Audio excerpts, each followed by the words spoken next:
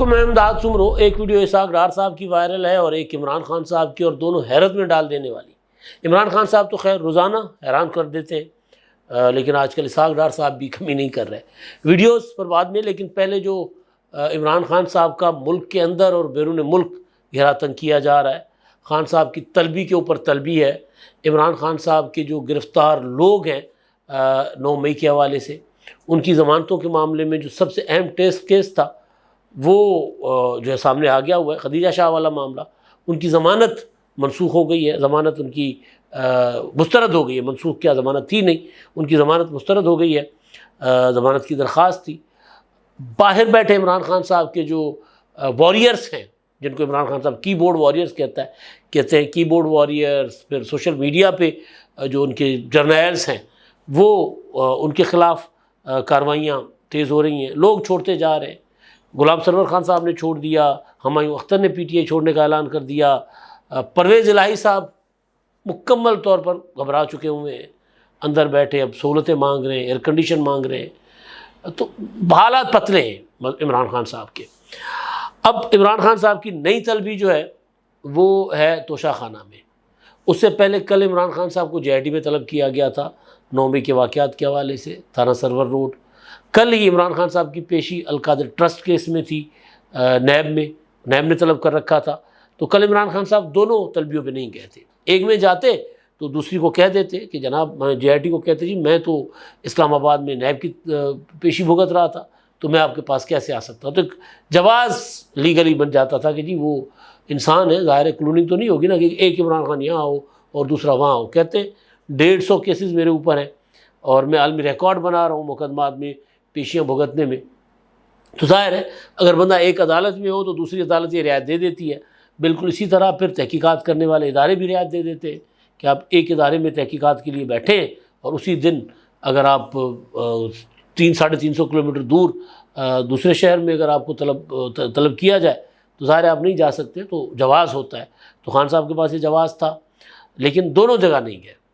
تو اب دوبارہ ان کو طلب کیا گیا ہے اسلام آباد میں، اپنا نیب نے کمیٹی بنائی ہوئی ہے اپنا جوائنٹ انویسٹیگیشن کی، کمبائنڈ انویسٹیگیشن کی۔ اس میں عمران خان صاحب کو 21 جون کو بلایا تھا، اب انہوں نے عمران خان صاحب کو بلایا کل، یعنی 23 جون کو۔ تو اب کل اگر عمران خان صاحب جو ہیں وہ 108 تحائف جو ان کو ملے تھے، ان میں 58 انہوں نے پاس رکھے تھے توشہ خانہ سے۔ اور توشہ خانہ آپ کو پتہ ہے وہ اس میں بشرا بی بی صاحبہ کی آڈیوز بھی ہیں۔ خان صاحب اعتراف کر چکے میری گھڑی میری مرضی، میں بیچوں، میں جو مرضی کروں۔ پھر ایک جعلی جھوٹی رسید دے دی تھی اسلام آباد میں، میرا خیال ہے F7 کی ایک دکان کی، وہ دکاندار بھی عمران خان صاحب کے اوپر فریادی ہے، اس نے بھی FIR درج کر لی ہے کہ انہوں نے جعل سازی کی ہے، جھوٹی ایک رسید میرے دکان کی بنائی تھی۔ پھر عمر فاروق ظہور سامنے آ گئے تھے جنہوں نے وہ گھڑی عمران خان صاحب سے خریدی تھی بذریعہ زلفی بخاری یا نہیں شہزاد اکبر فراگوگی۔ اور پھر عمران خان صاحب نے کہا تھا کہ جی یہ شاذب خانزادہ نے جھوٹ بولا ہے، میں اس کے خلاف مقدمہ کروں گا، برطانیہ میں، UAE میں اور امریکہ میں، کہیں نہیں کیا۔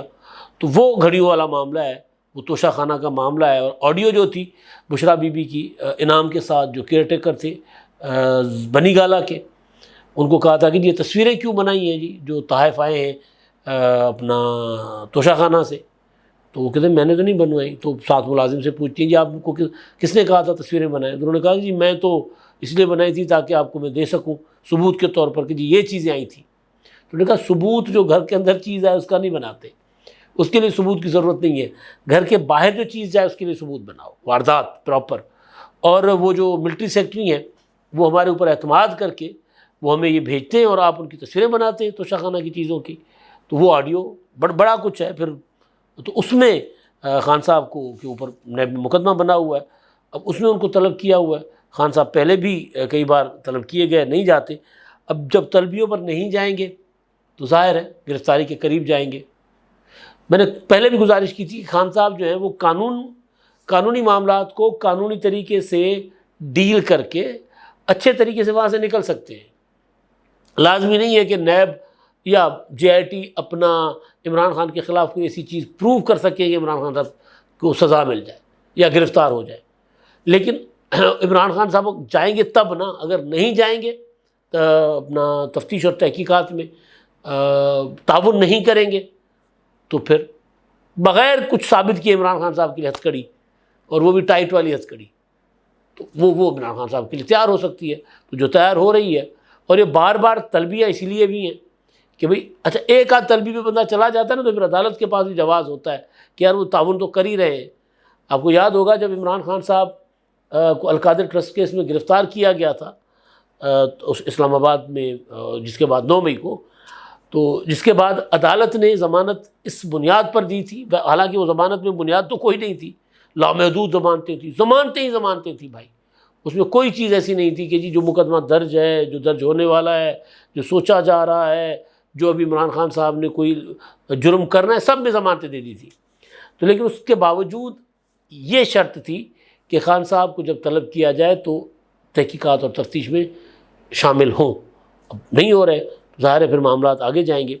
اچھا اب آج کیونکہ اسلام آباد میں بہت تہلکہ مچا ہوا تھا، آنے والے چیف جسٹس نے، اچھا عمران خان صاحب کے ساتھ ویسے کمال مسئلہ ہے، آنے والے چیف جسٹس صاحب جو ہیں وہ بھی معاف کرنے کو تیار نہیں ہے، موجودہ آرمی چیف بھی معاف کرنے کو تیار نہیں، کیونکہ عمران خان صاحب نے دونوں کو ستایا ہے، اور پھر ان دونوں کو جنہوں نے ستایا انہوں نے رکشہ ہی چلایا، پھر تو خان صاحب رکشہ ہی چلائیں گے. اب شاید رکشہ چلانے کے جوگے بھی نہ ہو، پارٹی شارٹی تو خان صاحب کی اب خان صاحب کے پاس اس طرح رہی نہیں ہے.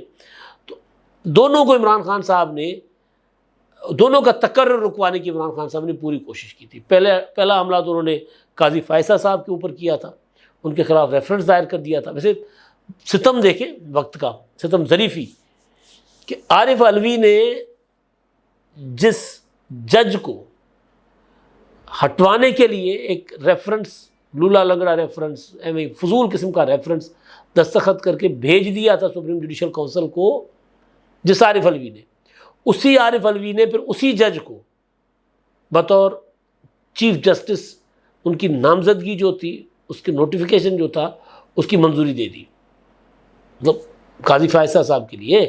تو اب آپ سوچیں، عمران خان صاحب کی کوشش تھی، وہ ریفرنس عمران خان صاحب نے، فیض حمید صاحب نے بنایا تھا کہ کسی طرح جسٹس قاضی فائسہ صاحب جو ہیں ان کو جو ہے وہ چیف جسٹس نہ بننے دیا جائے.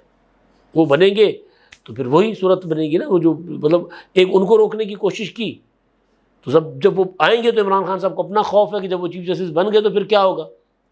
دوسرا روکنے کی کوشش کی عمران خان صاحب نے آرمی چیف کا تقرر، عاصم منیر صاحب کا، ان کے خلاف لانگ مارچ شروع کر دیے، ان کے خلاف ریفرنسز، تو وہ بھی آرمی چیف بنے ہوئے ہیں، دوسری ان کا نوٹیفیکیشن ہو گیا.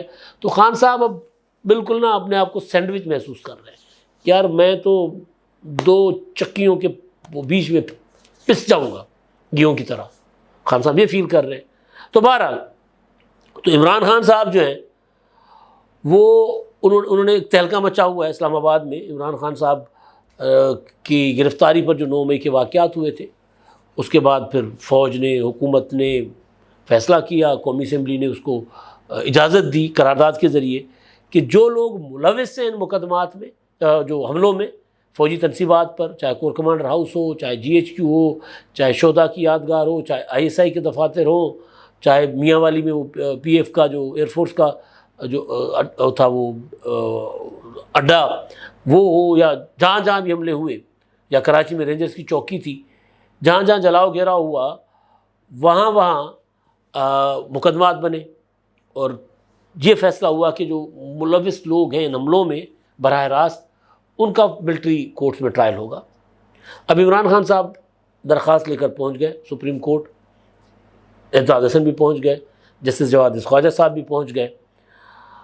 تو وہاں پلی یہ لی جا رہی ہے کہ بھئی سویلین کا ملٹری کورٹس میں ٹرائل نہیں ہو سکتا.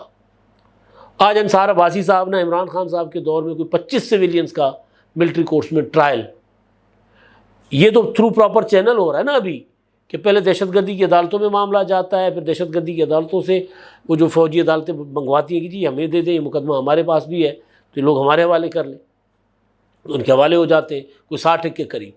لیکن عمران خان صاحب کے دور میں جن 25 لوگوں کا ملٹری ٹرائل ہوا ہے وہ لاپتہ تھے، پہلے کسی سویلین کورٹ میں پیش ہی نہیں کیے گئے. سزائیں ہوئی تو پتہ چلا کہ جناب یہ لوگ تو ان کا تو ملٹری کورٹ میں ٹرائل چل رہا تھا. تو ایک تو وہ اسٹوری آ گئی، انصار عباسی صاحب نکال کر لے آئے. دوسرا ایک ویڈیو جو ہے عمران خان صاحب کے دور میں دہشت گردوں کا ملٹری کورٹ میں ٹرائل ہونا چاہیے.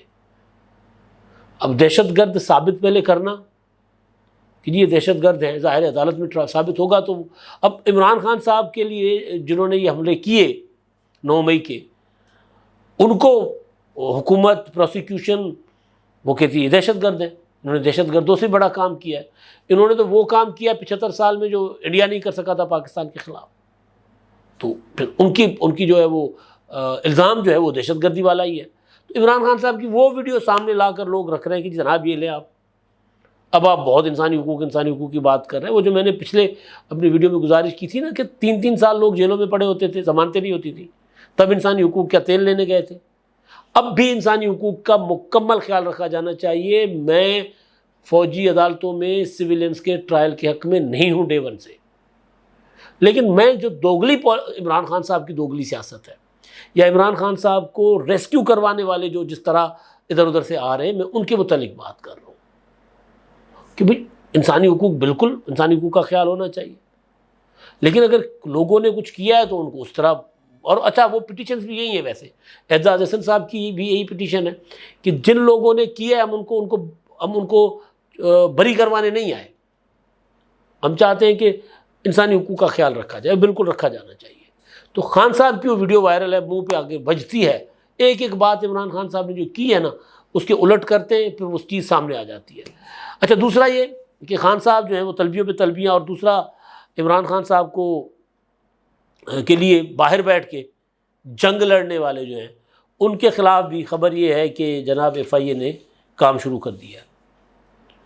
FIA نے انٹرپول کے ذریعے ریٹائرڈ میجر عادل راجہ، گھر کا بھیجی ہے بھائی، بہت پول کھولتا ہے، بہت سی باتیں کرتا ہے وہ عادل راجہ، سچ ہے جو مطلب ابھی تک تو ان کی کوئی بات سچ نہیں ہوئی، لیکن بہرحال پھر وہ ان کو اندازہ تو ہے کہ چیزیں کس طرح چل رہی ہوتی ہیں.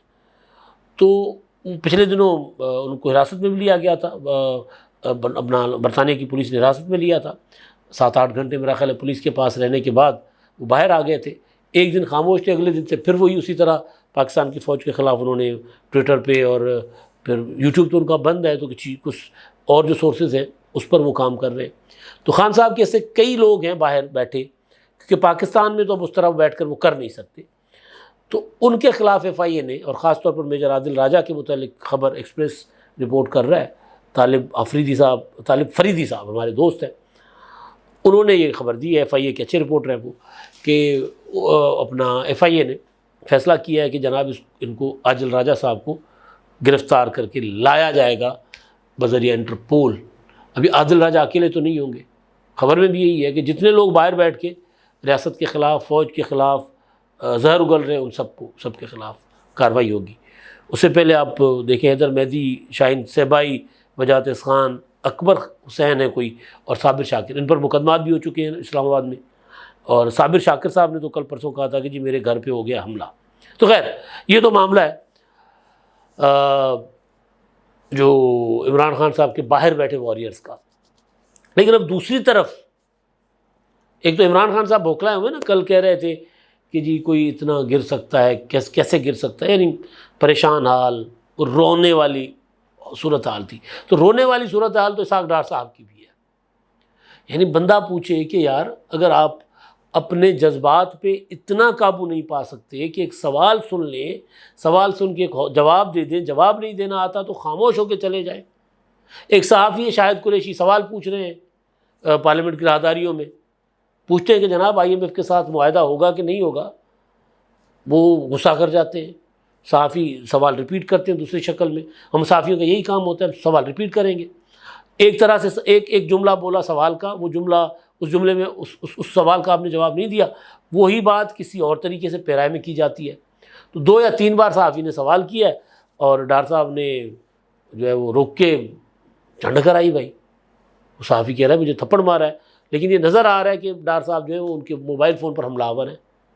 غصہ کر جاتے، بند کرو یہ کیا حرکت کر رہے ہو. بھائی اگر نہیں آپ کے اب یہ جو ہے نا اعصاب کام کر رہے تو ڈار صاحب ریزائن کرے چلے جائیں. آپ نے ہمیشہ معیشت کا بیڑا ہی غرق کیا ہے. آپ معیشت آپ کے سنبھالنے کی، نہ معیشت نہ سیاست. آپ ٹیکنوکریٹ ہیں، ٹیکنوکریٹ رہیے نا جا کر. نہیں چلا سکتے۔ مفتاح اسماعیل جو کام کر رہا تھا مفتاح نہیں کر سکتا، میں کروں گا، آ کر آپ نے بیڑا غرق کر دیا، اپنا کیا، ملک کی معیشت کا کیا، اپنی پارٹی کا کر دیا۔ بھائی مفتاح اسماعیل کر ہی رہے تھے، نہ کرنے دیتے ان کو، وہ رکوائے معاملات آئی ایم ایف کے ساتھ۔ اب وزیر اعظم کہتے ہیں آئی ایم ایف ہم سے ناک کی لگی رہے نکلوا رہا ہے، آئی ایم ایف ہم سارا کچھ ہم نے کر دیا ہے، اس کے باوجود آئی ایم ایف ہمیں قرضہ نہیں دے رہا۔ تو یہ ٹیمپرامنٹ ہے نا، اس ٹیمپرامنٹ کے ساتھ بیٹھ کر جا کر مذاکرات ہو رہے ہوں گے آئی ایم ایف کے ساتھ، اس طرح بات ہوتی ہے؟ اس طرح کوئی وزیر بیہیو کرتا ہے گنڈوں کی طرح، تھپڑ مار دو، موبائل چھین لو؟ یہ ویڈیو ظاہر ہے اس حکومت کی جو معاشی ٹیم ہے نا اس کی کارکردگی کا منہ بولتا ثبوت ہے کہ ان کے پاس ہے کیا۔ یہ صرف اور صرف خالی کھولی اگر باتیں کرتے ہیں۔ ڈار صاحب نے بھی عمران خان والا کام پکڑ لیا ہے، کبھی کبھی کوئی ایک آدھی پریس کانفرنس کر لی، ورنہ آتے ٹی وی پر اپنا کیمرے پر بیٹھ کر یا پی ٹی وی کے کیمرے لگواتے اور ایک ولاگ کر کے چلے جاتے، نہ سوال ہو نہ جواب دینا پڑے۔ تو جب اس طرح کا مائنڈ سیٹ ہو نا تو پھر یہ مائنڈ سیٹ کرنے والے لوگ سیاست نہ کریں، یہ جا کر اپنا کام کریں، بہت اچھا پیسہ کما لیتے ہیں ڈار صاحب، وہاں جا کر پیسہ پوسا بنائیں، یہ کسی اور کو دے دیں تاکہ کوئی حکومت کی بھی لاج رہ جائے، کوئی حکومت بھی بتانے جوگی ہو کہ بھی ہم نے کچھ کیا۔ ابھی تک تو کچھ نہیں کیا ڈار صاحب نے، ابھی تک تو ڈار صاحب نے بس وعدے ہی کیے، آج ابھی کر دیتا ہوں، ابھی کر دیتا ہوں، ابھی کر دیتا ہوں کہہ کے ڈار صاحب نے کوئی 7-8-9 ماہ تو نکال ہی لیے فائنلی۔ اب اعلان کسی دن کر دیں گے ڈار صاحب کہ جی دیکھیں آئی ایم ایف نے تو بالکل انکار کر دیا، چٹا کورا جواب دے دیا، تو بس اس سے زیادہ میں بات نہیں کرتا، کیونکہ اس سے زیادہ بات کرنا ویسے بھی پھر کیا کہتے ہیں شبھ بولو، پھر وہ شبھ بولنا نہیں ہوگا۔ اب تک کے لیے اتنا ہی، اللہ حافظ۔